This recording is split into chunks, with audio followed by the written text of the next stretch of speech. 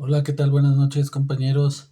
Mi nombre es José Luis Martínez Ibarra, con matrícula 1700905 de la Universidad Virtual del Estado de Guanajuato. Estoy cursando la licenciatura en Derecho. Me encuentro en la materia de sociedades y contratos mercantiles. Con el nombre de mi maestro es Efraín Hernández González. El nombre de este reto se llama Reto 5, aplicación práctica de la norma a los contratos mercantiles internacionales. El Hospital Caminemos Juntos, ubicado en España, celebró un contrato con el laboratorio Collins and Phillips, ubicado en Nueva Zelanda. El objeto del contrato fue la adquisición de una caja de material de uso quirúrgico, 10 camas de hospital, 5 camas de oxígeno y una caja de apósitos y banditas adhesivas que el laboratorio entregaría al hospital. Las negociaciones se hicieron mediante intercambio de correos electrónicos. El precio pactado de la mercancía fue por la cantidad de 2 millones de pesos y culminó con la firma electrónica del contrato el día 30 de enero de 2020. Se estableció como tiempo máximo de entrega de la mercancía 3 meses. En el mes de junio de 2020, al llegar la mercancía, el personal del hospital revisa la entrega y hace las siguientes anotaciones. Se recibió una caja de material de uso quirúrgico, una caja de abatelenguas y aplicadores, 4 máquinas de oxígeno y el embalaje de 3 de las 10 camas del hospital estaban defectuosos. Con base en este caso que expusimos, vamos a responder las siguientes preguntas. ¿Qué tipo de contrato mercantil celebraron las partes? Ambas partes celebraron un contrato de compraventa internacional de mercaderías. Este contrato se perfecciona porque una de las partes, el laboratorio o vendedor, se obliga a transferir la propiedad de ciertos bienes muebles, como el equipo médico, las camas, los apósitos, a cambio de que la otra parte, el hospital o el comprador, pague un precio cierto y en dinero, 2 millones de pesos. Su naturaleza es mercantil porque se realiza entre dos entidades que operan en el comercio de bienes y servicios con un fin de distribución o provisión operativa, regulado internacionalmente por la Convención de las Naciones Unidas sobre los Contratos de Compra-Venta Internacional de Mercaderías, Convención de Viena 1980. ¿El contrato se puede considerar de carácter internacional? Sí, plenamente es un contrato internacional. El factor para que se dé este tipo de que sea internacional, no es precisamente la nacionalidad de las personas, sino los puntos de contacto geográficos de sus establecimientos comerciales. El artículo 1.1 de la Convención de Viena de 1980 establece que aplicará a contratos de compraventa de mercaderías entre partes que tengan sus establecimientos en estados diferentes. En este caso, el hospital se ubica en España y el laboratorio en Nueva Zelanda, cumpliendo rigurosamente con este supuesto. ¿Qué tipo de contrato internacional celebrado por medios electrónicos identificaste? Se identifica un contrato electrónico de tipo indirecto o mixto, ejecutado bajo la modalidad B2B, Business to Business, mediante el uso de comunicación electrónica asíncrona. Es indirecto porque si bien el acuerdo o la negociación se realizó por correos electrónicos, así como la firma del contrato el día 30 de enero del 2020, la entrega física de las mercaderías requiere una logística de traslado o material offline, arriba físicamente en junio de 2020. Los medios electrónicos o B2B encuentran su validez jurídica internacional en la Ley sobre Comercio Electrónico y el artículo 13 de la Convención de Viena, que equipara los medios electrónicos al concepto por escrito, validando el consentimiento expresado por firmas electrónicas y correos. ¿Qué obligaciones corresponden a cada parte por la suscripción del contrato? De acuerdo con la Convención de Viena de 1980, las obligaciones principales son: para el laboratorio o vendedor, tiene que entregar la mercancía, transmitir la posesión material de los bienes en un tiempo pactado, máximo 3 meses, y en el lugar acordado. Conformidad de las mercaderías, entregar exactamente la calidad, cantidad y tipo de productos especificados en el contrato, utilizando un embalaje adecuado para protegerlos.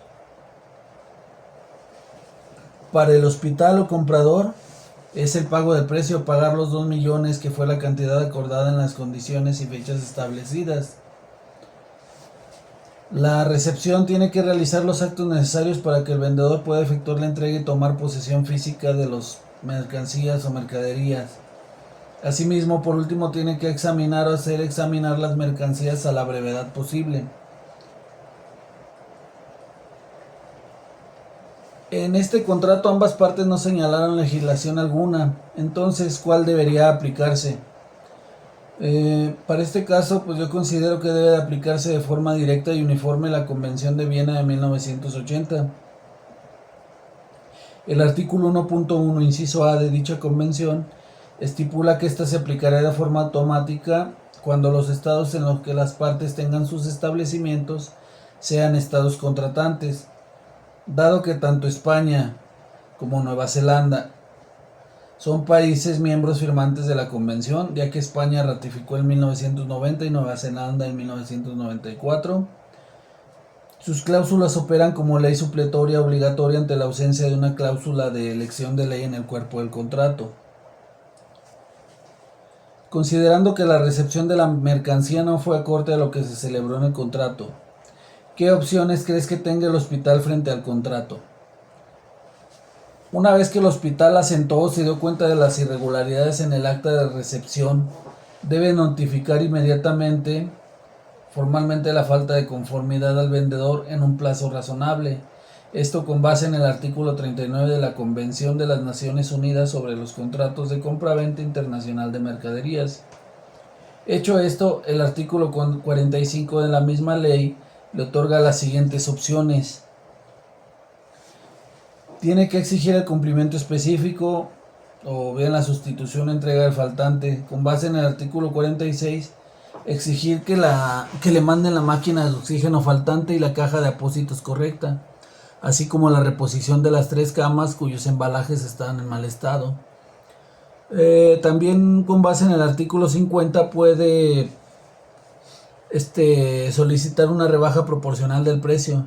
Si el hospital decide quedarse con lo que recibió, incluyendo los abatelenguas o las camas defectuosas, si estas aún son funcionales, puede rebajar proporcionalmente el valor del pago total respecto a lo que realmente costaban las mercancías solicitadas originalmente.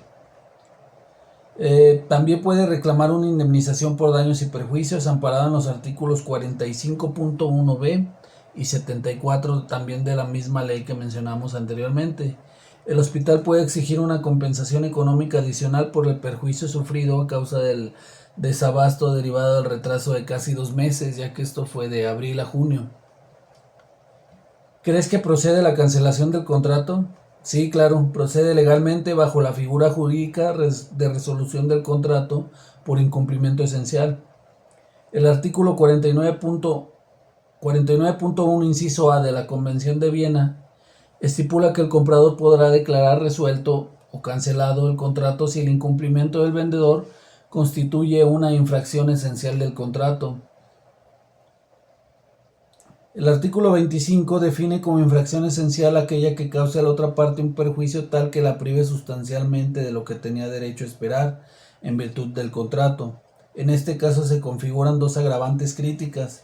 El factor del tiempo, ya que fue casi 2 meses de retraso en un entorno que era crítico, ya que si bien recuerdan en el 2020 estaba en pleno auge la pandemia global por el COVID-19, donde los insumos como máquinas de oxígeno y camas de hospital tenían una urgencia temporal estricta.